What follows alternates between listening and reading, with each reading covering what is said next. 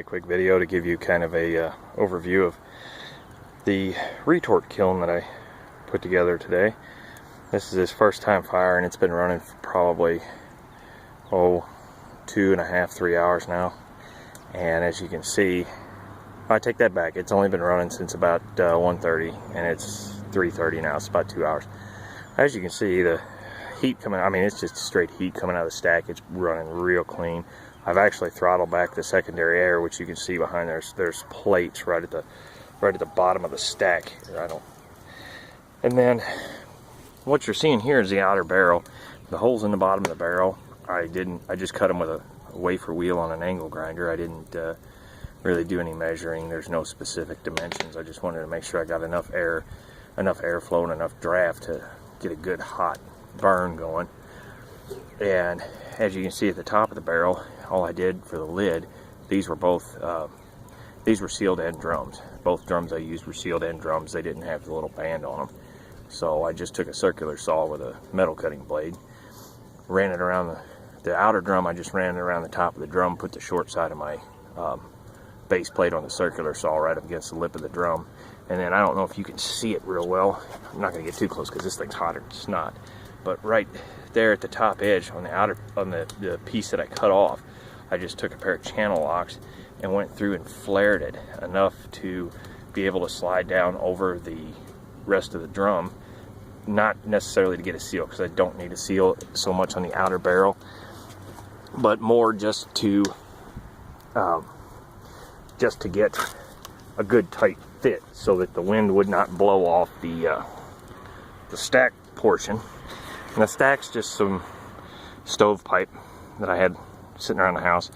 You know, nothing special. There's just 4 little sheet metal screws holding it on. Now the inner barrel, I don't know if you can see it in there, but I actually cut the inner barrel about 2 inches from the top lip.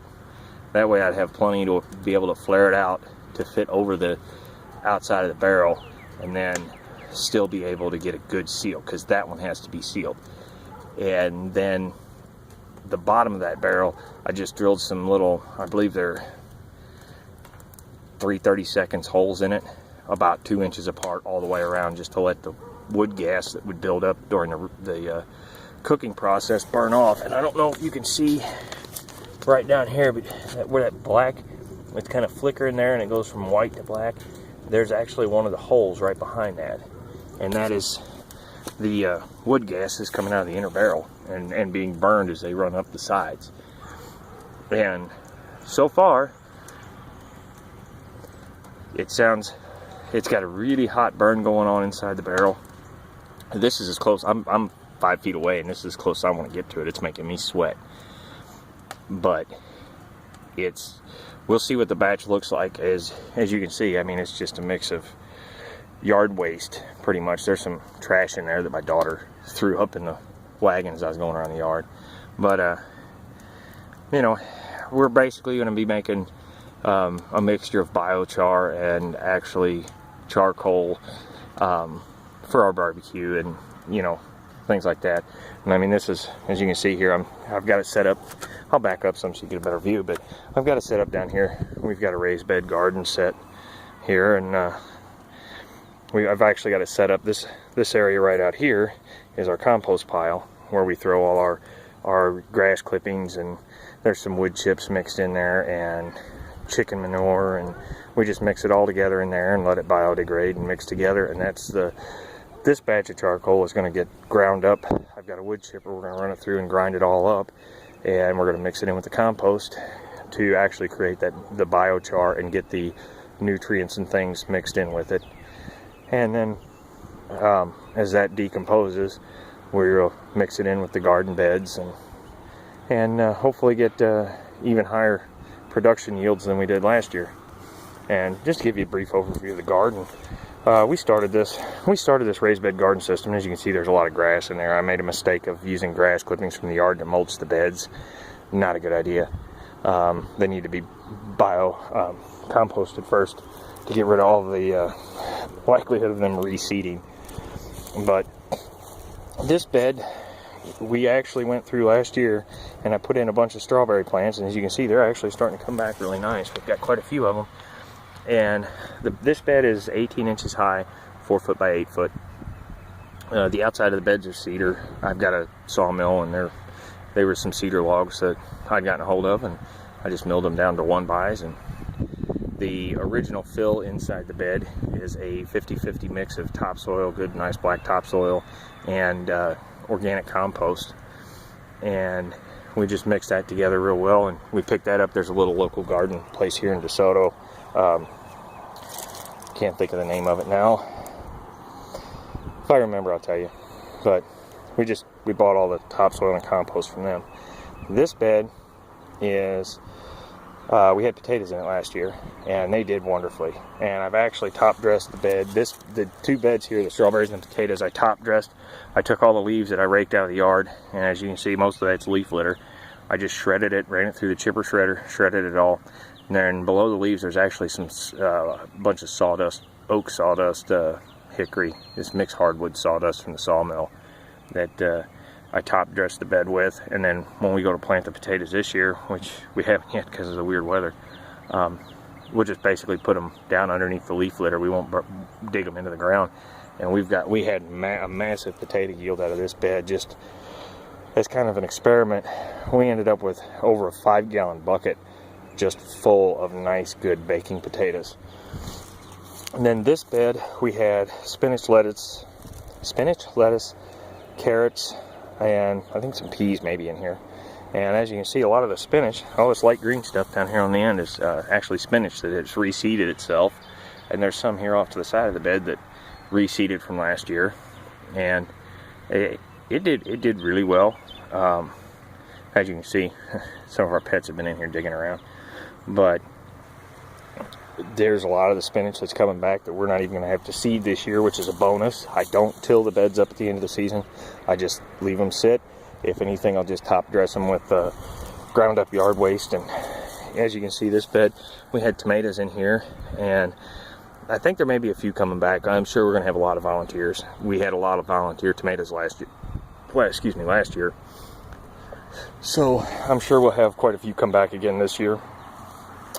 This bed we actually had corn in, and corn has just never done real well for us in the raised beds. So I'm not going to mess with corn this year.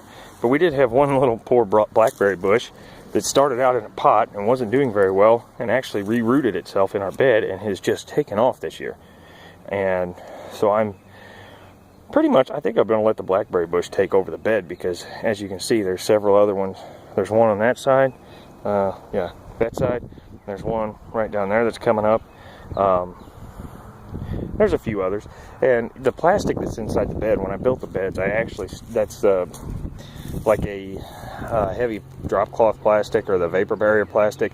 And I put that in there just to help keep the allow the dirt to settle into the bed without working its way in between the boards. Now this bed was a new bed last year.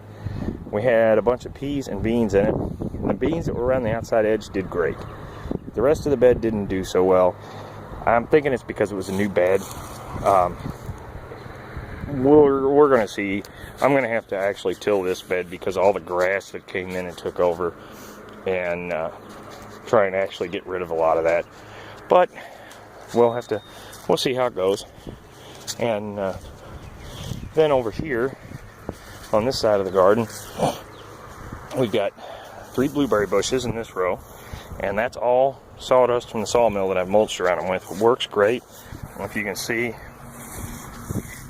it's really spongy, and it'll dry out on the surface, but it holds a lot of moisture. And it's a mix of that's a mix of cedar and oak and some other things. Then these 2 are grapevines that I planted them last year. I thought they died, but I just left them.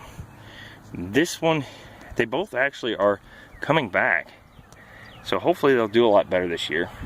And then these are some more black raspberry bushes here that I planted last year. They didn't flourish real well the first year, even though, when I dug all the holes for them, I overdug the holes. I mixed in some composted cow manure and some other things, and other soil amendments in, natural soil amendments, but they still just didn't look like they did real well. But they're coming back, so we'll see if they flourish a little bit better this year. And thank you for watching the video, and it's just a brief overview of the retort kiln we have going on here to make some biochar. I'll do a little update when this batch is done and we see what it looks like. We actually open up the inner drum and see what the charcoal looks like. And just figured I'd give you a little brief overview of our garden, and you know, maybe it'll give you guys some ideas, give somebody some ideas. The raised beds are really simple to construct. They're just 1-bys. I use cedar because I have a sawmill. I had the logs available. You know, nothing special. It didn't do any. It wasn't precise. I just put them together. Most of them I did in the evening after work. Each bed has roughly a 1.5 yards to 2 yards of topsoil compost mix in it, except for the two 24-inch beds on the far end. Those have about 2 yards. Other than that, they're real simple. They produce a lot of food out of this little area. You know, it's not enough to, sorry, loud car. It's not enough to, you know, have a lot to freeze to keep over winter, but just to supplement and help our grocery bill, get our kids interested in gardening, show them how to grow their own food, works wonderfully. And as you can see, I mean, football ends up down here, all kinds of other odds and ends stuff. But I think that'll do it for today.